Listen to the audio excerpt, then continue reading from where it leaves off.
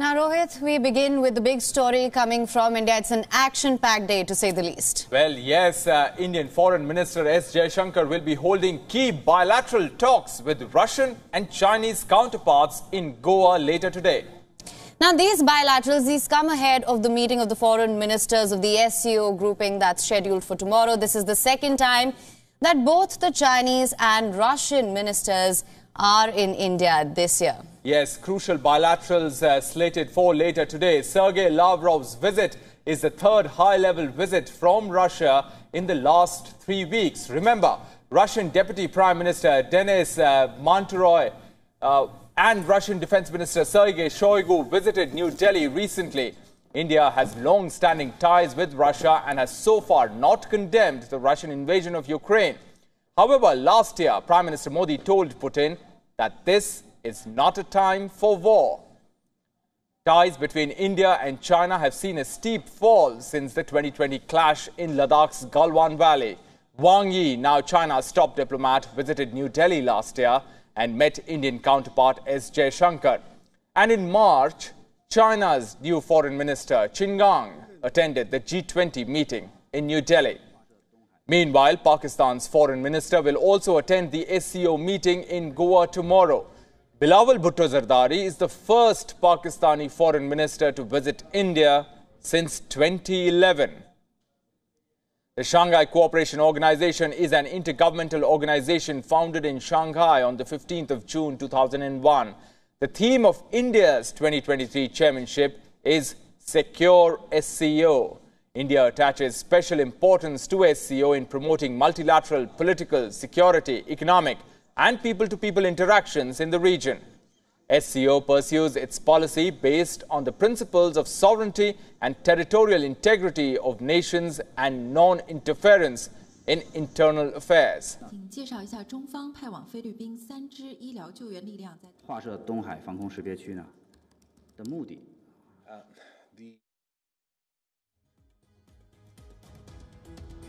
So what is the SCO all about? And those two key words, sovereignty and territorial integrity, why are they important in this grouping? Let's go across to Him, who has a great explainer for us. Him. Thank you so much, Rohit. It's time for an SCO 101. Now, Indian foreign minister will be holding bilateral talks with Russian and Chinese counterparts today. That's the key bilaterals. Those have been scheduled for the day. The bilaterals come ahead of the SCO foreign ministers meeting in the Indian state of Goa tomorrow. Bilawal Bhutto Zardari is the first Pakistani foreign minister to visit India since 2011. Let's just take a look at the role of the SCO grouping first. Now, the Shanghai Cooperation Organization, it's an intergovernmental organization founded in Shanghai on the 15th of June 2001. Since its inception, the SCO, it is mainly focused on regional security issues and the fight against terrorism, separatism and extremism. Priorities of the grouping also include regional development. The SCO has been an observer in the UN General Assembly since 2005. In 2010, the United Nations and the SCO secretariats signed a joint declaration on cooperation. The SCO, it currently comprises 8 member states. That's India, Russia, China, Kazakhstan, Kyrgyzstan, Pakistan, Tajikistan and Uzbekistan. 4 SCO observer states as well. That's Afghanistan, Belarus, Iran and Mongolia. They are interested in acceding to full membership. Now, there are dialogue partners as well. Armenia, Azerbaijan, Cambodia, Nepal, Sri Lanka and Turkey. In 2021, the decision was made to start the accession process of Iran to SCO as a full member. Then we have Egypt, Qatar, as well as Saudi Arabia. They became dialogue partners here. Now, for more on this, we have with us our principal diplomatic correspondent, Siddhant Sibal, joining us from Goa. Now, Siddhant, thank you so much for joining us. What can you tell us of the key bilaterals that have been scheduled for the day? What can we expect? Well, today we will see arrivals of the various foreign ministers, including, of course, the Russian foreign minister who has just landed in Goa. We know that there are 4 bilaterals slated for the Indian External Affairs ministers, including with the Russian and the Chinese counterpart.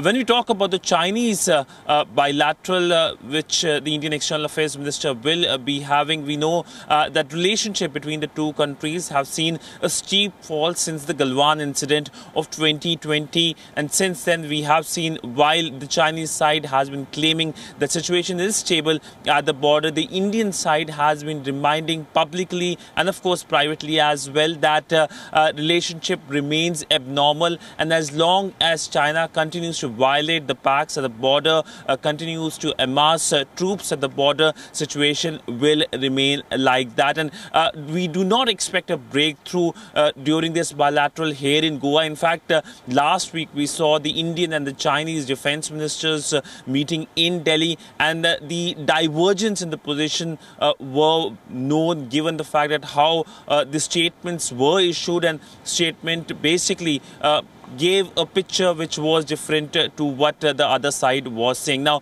when it comes to Russia, relationship has been doing well, but there are few issues as well, which is the trade deficit which has been arising because of India's increased import from Russia, increased import of Russian energy. And this is something that the Indian External Affairs Minister had raised during his meeting with the Russian Deputy Prime Minister recently in Delhi, just almost 2 weeks ago. And I do expect during today's bilateral as well, this will be something that will be talked about.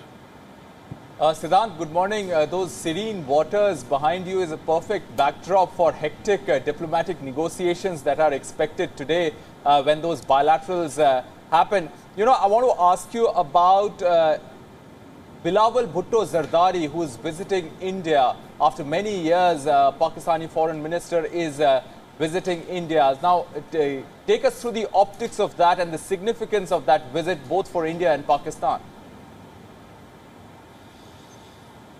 Well, it's after a decade that a Pakistani foreign minister is visiting India.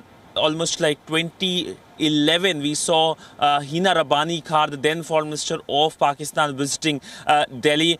This time, of course, the focus is the Shanghai Cooperation Organization's meeting, which begins tomorrow. But essentially, the Indian side has made it clear that there will be no structured bilateral with the Pakistani side. Last week, we saw the Indian External Affairs Minister, Dr. S. Jaishankar, saying that cross-border terrorism remains a big issue. And this is a clear message to Islamabad ahead of the Pakistani foreign minister's visit to Goa. But essentially the optics and of course the fact that the Pakistani foreign minister will be present here in Goa is something that will be making news. In fact, there's a large contingent of Pakistani journalists and of course diplomats as well who will be present along with him. The big question is, will he do a press conference, and how does he engages with the media here is something that will be closely watched, because remember, this is an election year in Pakistan, and whatever he says here in India, of course, will be closely observed in India, but back home as well, and can have political implications as well. All right, Siddhant, we leave it there for the moment. Keep tracking those developments for us. We'll keep coming back to you through the day today as and when those ministers arrive in Goa. Thanks very much indeed.